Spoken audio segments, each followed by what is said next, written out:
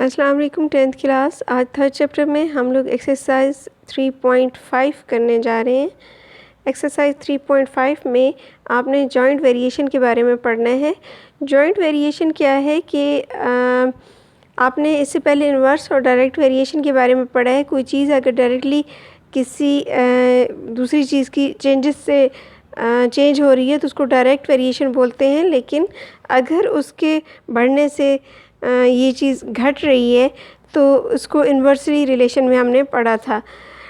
अभी हम लोग जो है जॉइंट वेरिएशन में क्या पढ़ेंगे, एक वेरिएबल के दूसरे वेरिएबल पे डिपेंडेंस जो है उसको हम लोगों ने पढ़ा था। लेकिन अब अगर एक वेरिएबल डिपेंड कर रहा है मोर देन वन वेरिएबल्स तो इसको क्या बोलते हैं, जॉइंट वेरिएशन। और ज़रूरी नहीं कि वो दोनों जो वेरिएबल्स हैं वो उसके डायरेक्ट वेरिएशन हो रही हो, बल्कि यूँ भी हो सकता है कि y जो है वो x पे भी डिपेंड कर रहा है और z पे भी, लेकिन x के तो डायरेक्टली x से डायरेक्टली वेरीज करता है और z से इन्वर्स वेरीज करता है। ठीक है, ऐसा भी हो सकता है।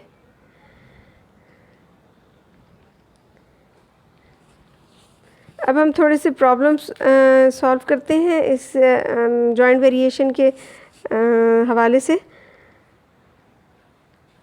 एग्जाम्पल नंबर 1 में देखिए, if y varies jointly as x square and z, y vary कर रहे x स्क्वायर एंड z दोनों पे, ठीक है, दोनों के लिहाज से वेरी कर रहे हैं।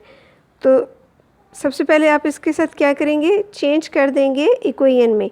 जब आप इक्वेशन में चेंज करते हैं तो आप क्या करते हैं, k को ऐड कर देते हैं और k क्या होता है, कांस्टेंट ऑफ वेरिएशन। ठीक है, उसके बाद नेक्स्ट क्वेश्चन पढ़ें।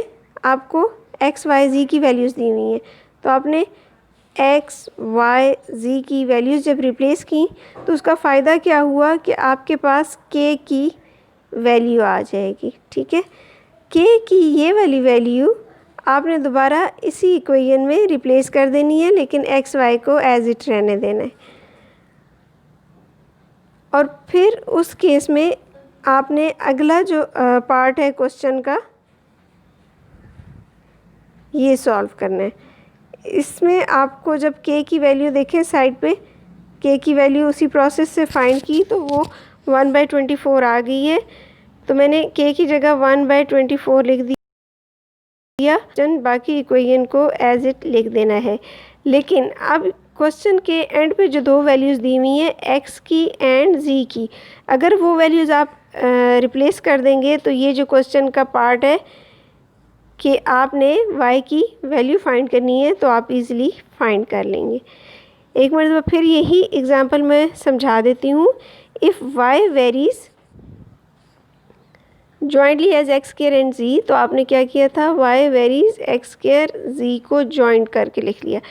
फिर उसके बाद आपको वैल्यूज़ दी गई, लेकिन उससे पहले आपने इसको कन्वर्ट किया इक्वेशन में।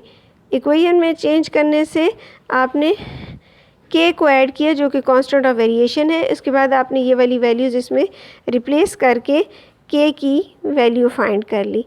अगेन k की ये वाली वैल्यू इस इक्वेशन में रिप्लेस करनी है और लास्ट में जो x एंड z की वैल्यू दी हुई है वो भी आप इसमें रिप्लेस करके y की वैल्यूज़ फाइंड कर लेंगे।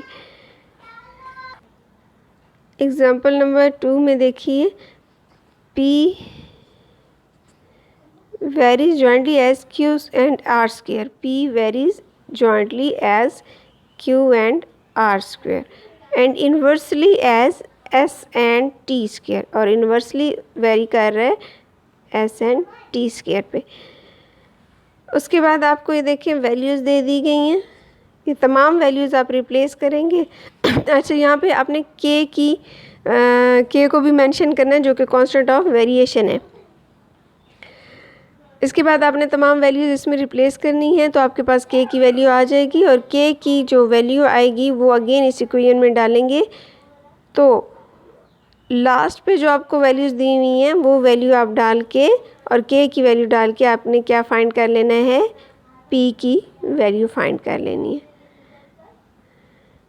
नेक्स्ट देखें, एक्सरसाइज है, सेम वही एग्ज़ाम्पल वाले क्वेश्चंस हैं। आई होप कि आप इजली कर लेंगे।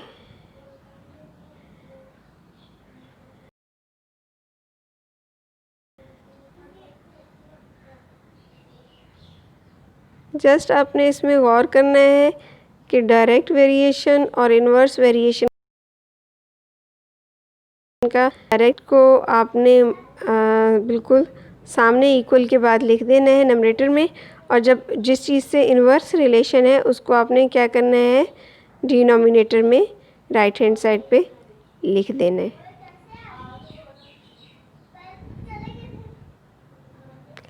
आई थिंक कि आपको ये एक्सरसाइज क्लियर हो चुकी होगी।